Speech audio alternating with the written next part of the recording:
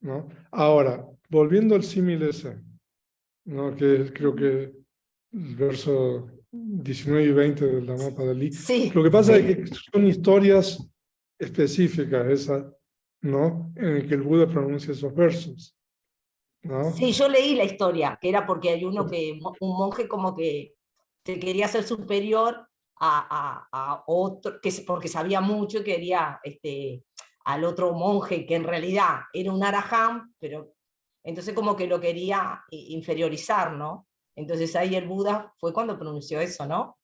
Una cosa Exacto. así. Entonces, Exacto. claro, a mí me surgió la duda por eso, porque digo, bueno, entonces este es arahant, pero el otro como sabe mucho, lo puede como dicen ahora, ningunear, pero No, o entonces, sea, uno puede tener un conocimiento intelectual, pero claro, el Arahant ha realizado el Dhamma por sí mismo. claro, O sea, pero de que no hay comparación con eso, claro. Pero, o sea, incluso hay Arahants, ¿no? Hay historia, por ejemplo, la primera historia del Dhammapada, del monje Chakupala, que se ordenó mayor, ¿no? Y estuvo un tiempo ahí y después se fue a meditar. Y antes de irse a meditar le preguntó al Buda cuáles eran los deberes. ¿No? Entonces el Buda le dice que en esta religión hay dos deberes. El deber del Ganta Dura, que es estudiar los textos, Vipassana Dura, que es el deber de Vipassana. Entonces este monje dijo, no, yo ya estoy grande, yo estudiar no puedo. Y se fue a meditar y alcanzó el estado de Arahant. Y, ¿no? O sea, ya no se necesita estudiar.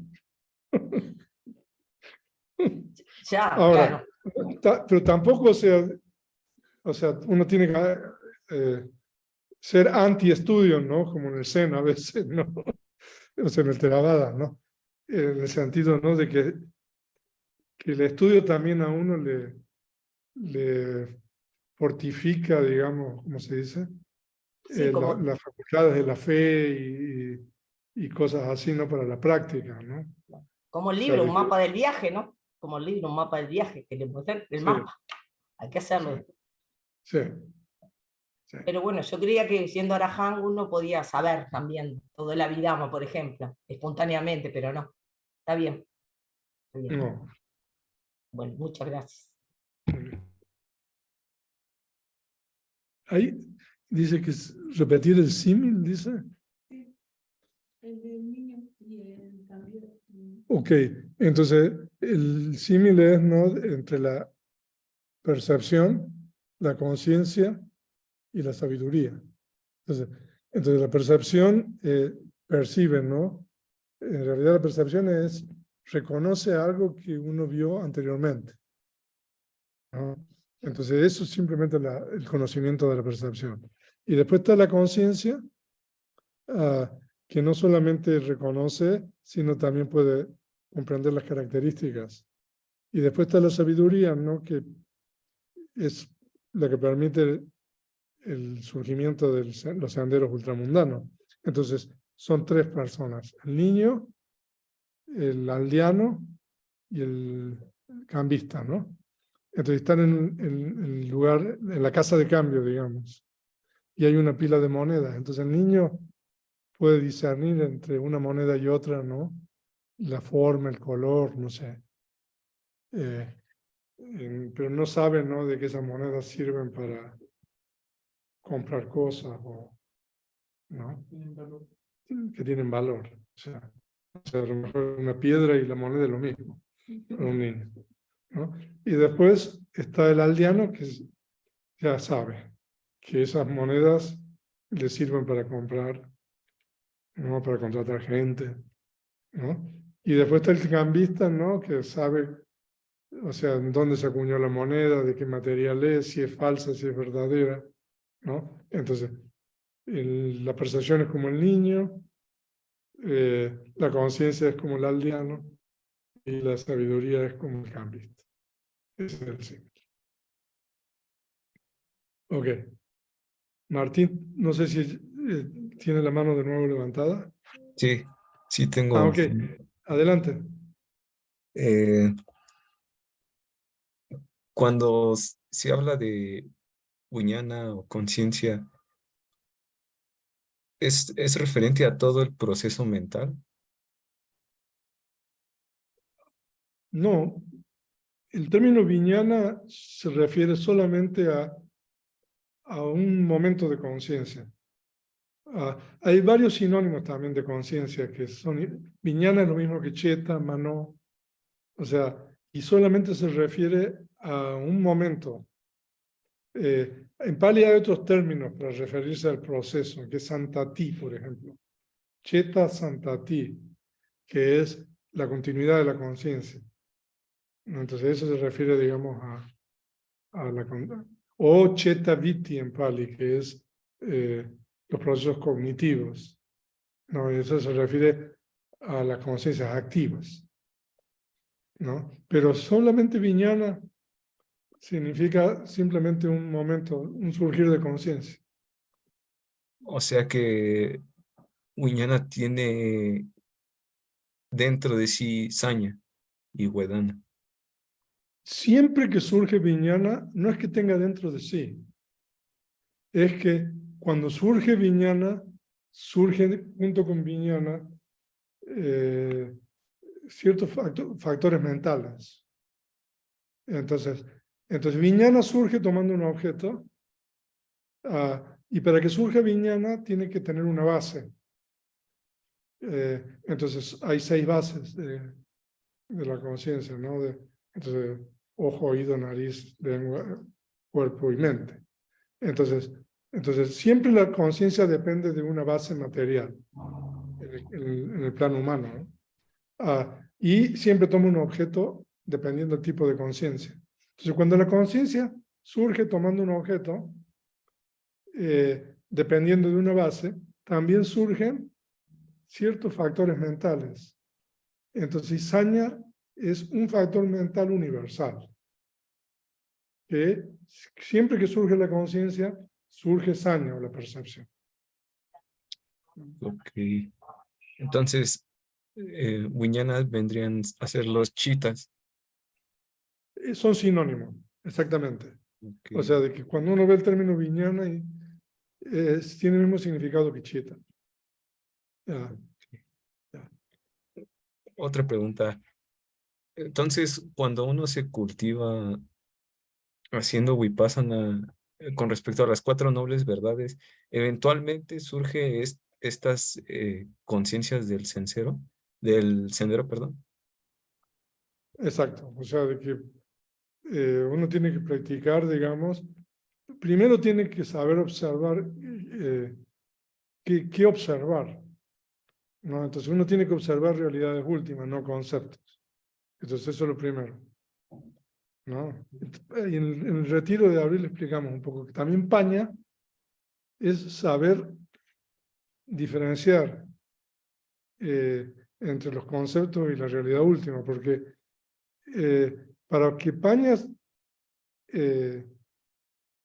puede surgir, como decía Aparicio, reflexionando con conceptos, pero hablando del paña ¿no? Que conduce a las 4 nobles verdades, entonces solamente observando realidades últimas, no conceptos. Entonces observando las realidades últimas, practicando los fundamentos de la atención, ¿no? La atención plena, entonces uno va a poder ver las características de las realidades últimas que observa. Entonces hay una serie de etapas de purificación y conocimientos de vipassana. Entonces es un proceso eso que hay que pasar. Entonces todo eso es mundano. Y después está, digamos, el surgimiento de las conciencias del sendero. Entonces, por eso se dice de que la comprensión de las nobles verdades, o sea, a un nivel mundano y a un nivel ultramundano. Entonces, el número 2 que compartimos ahí es a nivel ultramundano, que es a través de las conciencias del sendero. Y cuando surge, él sabe, bueno, en quien surge sabe que surgió. Ahora, hay 5 cosas normalmente, pero bueno, ya estamos entrando. ¿Usted tiene el compendio de la Abhidhamma? En el capítulo 9. O sea, hay un proceso cognitivo que se llama el proceso cognitivo del sendero, ¿no? Entonces, en ese proceso cognitivo, ¿no? Surge, digamos, la conciencia del sendero y después de la conciencia del sendero surgen las conciencias de fricción.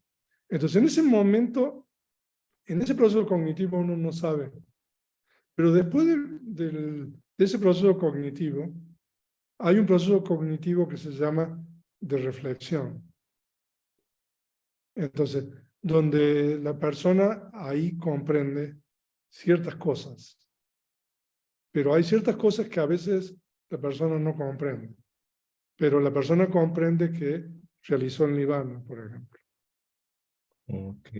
¿No? Pero eso está en el capítulo 9. Estamos empezando un curso ahora. ¿Sí? O sea que de aquí que lleguemos a eso, o sea, yo creo que va a tener que esperar hasta el año que viene. Pero bueno, si no se consigue el compendio y lo puede leer ahí. ¿Qué es lo que la persona comprende? No, si no, busquen un libro y leanlo. Y O eso alguien que mismo, tenga el compendio ahí. eso mismo pasa cuando alguien logra una llana. O ¿Una sea, qué? una llana. Ah, a ver, ¿a qué se refiere con llana usted? Por ejemplo, una de las 4 llanas. O sea que si uno sabe que ha logrado alcanzar ese estado meditativo. Bueno, que es diferente, ¿no? Las llanas son diferentes porque, por eso le pregunto a qué se refiere. Se refiere a las llanas porque cuando uno practica la meditación samatha, entonces las llanas se logran con objetos que son conceptos, generalmente, ¿no? Hay un proceso cognitivo, ¿no? Pero es diferente que el proceso cognitivo de cuando surge el sendero y la reflexión, ¿no? Pero ahí no se radica ninguna impureza mental, ¿no? Ajá, pero bueno, creo que mi pregunta es más si una persona, por ejemplo, podría estar dentro de una llana sin saberlo, o lo sabe siempre. No, uno lo sabe después, o sea, después del proceso cognitivo de llana hay un proceso cognitivo de la esfera de los sentidos. Entonces, y ahí uno sabe, ¿no? Porque en realidad la llana es una conciencia de absorción que ocurre solamente a través de la puerta de la mente, ¿no? O sea, a ver, aquí me están dando, mire, no va a tener que esperar un año. ¿Dónde está? Ah, no, pero...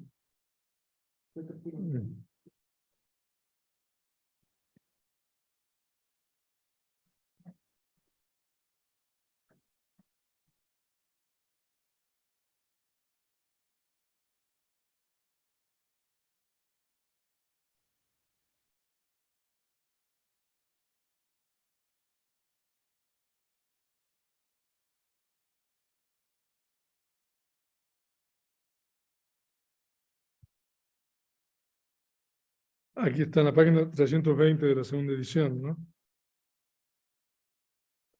Aquí se llama en Pali Paccavekkhana Jnana, que es el conocimiento o el entendimiento de revisión. Después de los 4 senderos y instrucciones ultramundanos, el discípulo revisa el sendero, la fricción y el nirvana. Generalmente, pero no invariablemente. Revisa las impurezas erradicadas y las que quedan. O sea, de que hay 2 cosas que la persona puede o no revisar. Pero hay 3 cosas que siempre revisan, que son el sendero obtenido, la fricción, que corresponde con el sendero, y la realización del nivel. Ok, Ok, gracias. gracias.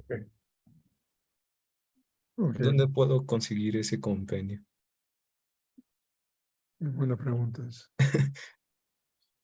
Están en el estado de la Florida, que está siendo amenazada por un huracán, creo. No sé cuánto tiempo van a demorar ahora en mandar eso. O sea, pero ya deberían estar aquí esos libros. O sea, yo no sé si está Winston, pero no. Pero cuando estén... Ahora, en el curso de Vidama que estamos dando, estamos compartiendo los capítulos de este libro. No sé si usted ahí, en la carpeta esa que nosotros compartimos de Google Drive, están los capítulos del libro. Ah, ok, Así que vale. ahí tienen eso. Muchas gracias. Listo. Bueno, yo creo que está todo, ¿no, Ricardo? Ahí.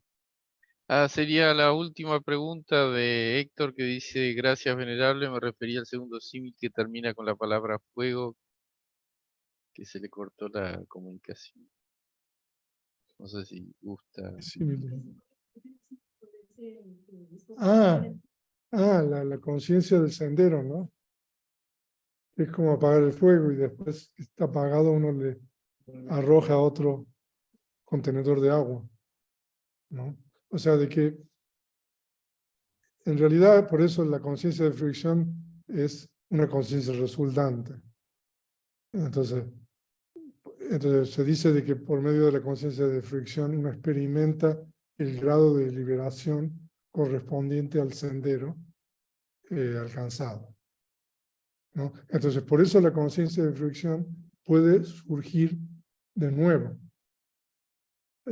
para ese individuo, ¿no? Ok. Pues, muchísimas gracias. No, el último pedido, venerable, si es tan amable, si nos gusta Ok. comentar lo de los cánticos de mañana y los cursos que está dando para toda la comunidad, invitarlos a todos. Sí, claro. Pues nosotros hace ya unas semanas, ¿no? Que gracias a Oscar Cruz, también con la ayuda de León Infante, que vinieron aquí, instalaron aquí todo tecnología de punta, entonces en la sala de meditación. Entonces nosotros ahora podemos transmitir en vivo los cánticos a la mañana a las 4:40 horas de México, que son 2 horas más allá. No, aquí era, perdón, 4:50, ¿no? 4:50 AM. O sea que son las 7 menos 10 horas de Uruguay, Argentina. Y, o sea, los cánticos duran como 10, 15 minutos. Y después hacemos meditación en silencio por aproximadamente un poco de más de media hora, ¿no? Entonces eso es ya diario, ¿no? Y estamos dando un curso de Abhidhamma los viernes a las 5 de la tarde, que hoy día íbamos a tener la tercera clase, pero debido al compromiso asumido con ustedes, lo vamos a tener el próximo viernes. El día sábado a las 5 p.m., también hora de México, vamos tenemos una clase de Pali, que mañana tenemos la segunda clase, y el domingo a las 5 p.m. tenemos una clase de discursos. Estamos estudiando el Mangala Sutta, ya no sé cuántas clases van, pero entonces esas son las clases que tenemos, están invitados. Cintia puede compartir ahí.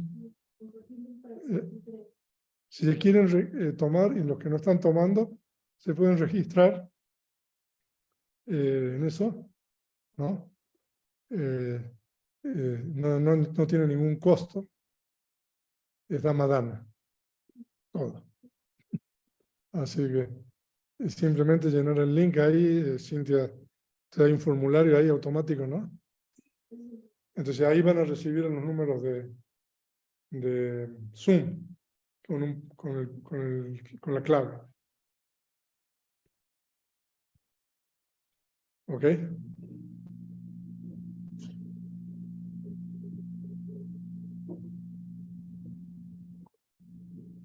Muy bien. ¿Terminamos? Muy bien. Entonces, un saludo desde Muchas México gracias. a todos.